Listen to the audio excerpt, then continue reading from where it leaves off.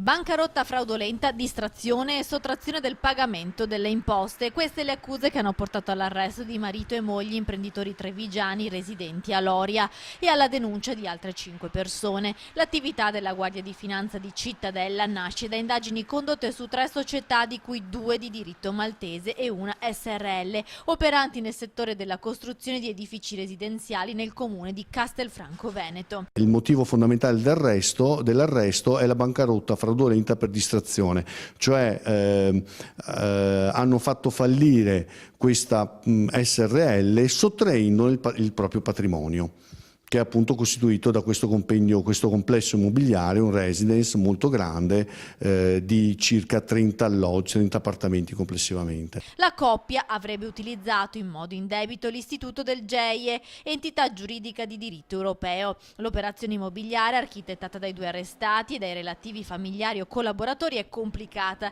Gli indagati infatti avevano ceduto solo formalmente i beni ai 2 GEIE di Malta e a una SRL veneta, mentre in realtà continuavano ad averne la gestione diretta del patrimonio immobiliare e anche dei relativi proventi. Nei giorni scorsi sono scattate le perquisizioni che hanno coinvolto tutto il Veneto: sequestrato una villa ad Abano Terme, perquisito un'abitazione di un altro indagato a Campo San Martino nel Padovano. I finanzieri sono arrivati anche a Castello di Godego, Mirano e nel Veronese. Le indagini, coordinate dalla Procura della Repubblica di Padova, hanno consentito di sequestrare 22 immobili del valore complessivo di circa 3 milioni di euro, facenti parte di un complesso immobiliare di Castelfranco Veneto, e altri 6 immobili a garanzia dei debiti erariali per oltre 600.000 euro. Nel corso delle perquisizioni sono stati rinvenuti e sottoposti sotto sequestro anche 12.000 euro in contanti e un Rolex.